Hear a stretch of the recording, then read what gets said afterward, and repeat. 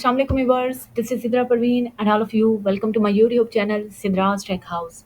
So students, today we are going to start a complete web development course, and in this course we will develop a complete website from beginning to end by using different languages which are required to develop a complete website. जैसा कि आप सभी लोग जानते हैं कि first lecture is always introduction lecture. तो आज के इस लेक्चर में हमारा वेबसाइट का एक इंट्रोडक्शन सा लेक्चर होगा कि वेबसाइट क्या है, एक वेबसाइट को डेवलप करने के लिए कौन-कौन सी लैंग्वेजेस का सीखना ज़रूरी है और एक वेबसाइट को डेवलप करने के लिए हम कौन-कौन सी टूल्स एंड टेक्निक्स यूज़ करते हैं। So let's start.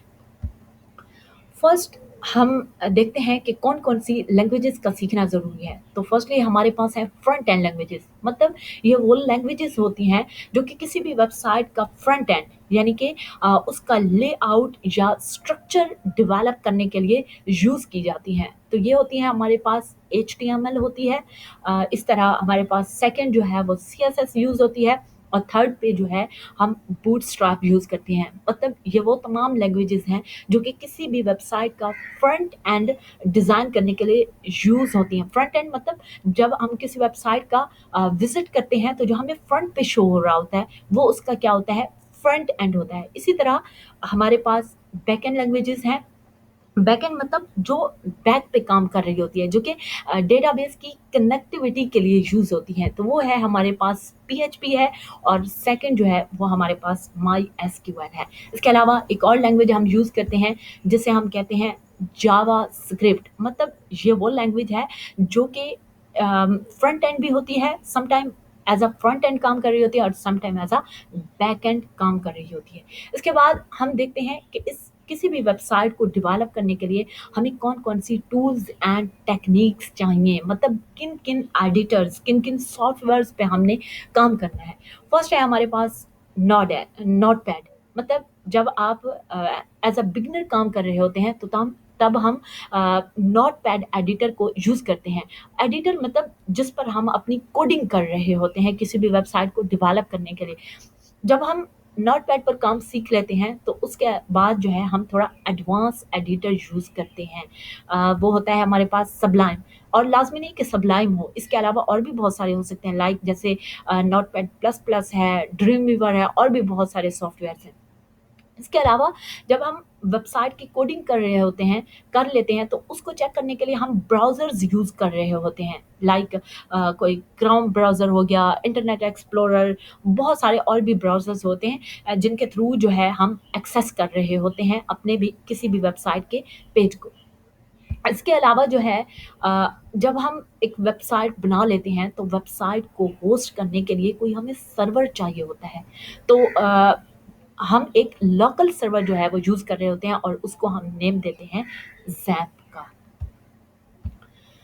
तो स्टूडेंट्स, आप सभी ज़रूर किसी न किसी वेबसाइट का विज़िट करते होंगे, चाहे वो कोई एक एजुकेशनल वेबसाइट हो, वो इन्फॉर्मेटिव वेबसाइट हो या फिर फैशन की वेबसाइट हो। तो आपने कभी सोचा है कि what is website, how a developer manage a website, और उसके बाद है how can we access a website.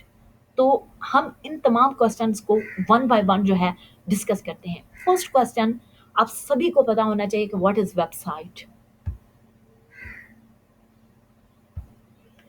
तो वेबसाइट को आप कैसे डिफाइन करेंगे कि website is a collection of one और मोर वेब पेज।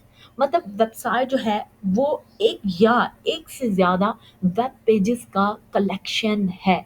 मतलब अगर हमारे पास सिर्फ एक ही वेब पेज होगा तो उसे भी हम वेबसाइट का नेम देंगे। अगर एक से ज़्यादा भी वेब पेजेस होंगे तो उसको हम वेबसाइट का नेम देंगे। तो फिर वेब पेजेस क्या होते हैं? Web page is a collection of electronic document like text, graphics, audio and video.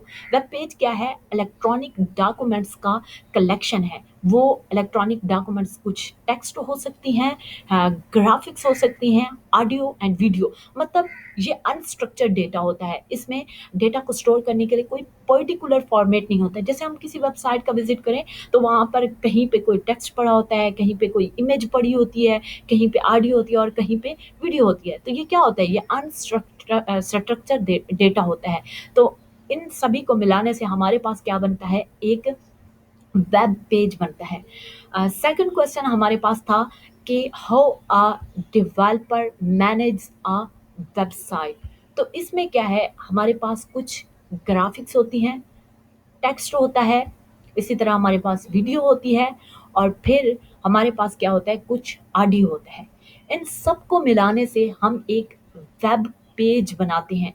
जब हमारा यही वेब पेज बन जाता है तो उसके बाद हम क्या करते हैं, या तो एक वेब पेज या फिर बहुत सारे वेब पेजेस को मिलाकर हम क्या करते हैं, इन सभी को एक फ़ोल्डर में डाल देते हैं।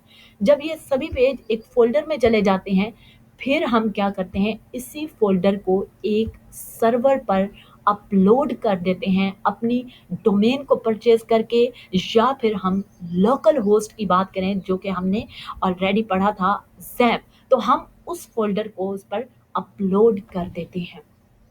तो ये तो था हमारे पास किसका काम, डेवलपर का काम। ठीक है, तो आप एज अ यूज़र किसी भी वेबसाइट को किस तरह से एक्सेस कर सकते हैं। तो यहाँ पर क्या होता है, यूज़र अपने सिस्टम पर डिफरेंट ब्राउज़र्स, लाइक हमारे पास कोई क्रोम हो गया, इसके अलावा इंटरनेट एक्सप्लोरर हो गया, मोज़िला फायरफॉक्स है, ओपेरा है, और उसके बाद ये हमारे पास है सफारी। इन तमाम ब्राउज़र्स को यूज़ करते हुए किसी भी सर्वर पर अपनी रिक्वेस्ट सेंड करता है कि मुझे ये सर्विस चाहिए, तो सर्वर इसकी रिक्वेस्ट का इसे रिस्पॉन्स देता है। तो यूज़र को इन तमाम स्टेप से गुज़रना पड़ता है। तो स्टूडेंट्स, ये था हमारे पास इंट्रोडक्शन का लेक्चर।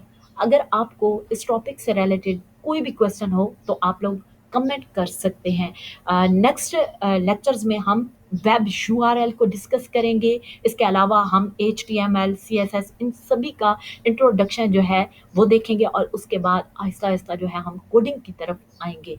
तो स्टूडेंट्स, अगर आपको कोई भी क्वेश्चन हो तो आप लोग कमेंट कर सकते हैं, लेकिन जाने से पहले मेरी आप सब लोगों से रिक्वेस्ट है कि please subscribe Sidraj tech house, like and share my videos. Thank you so much.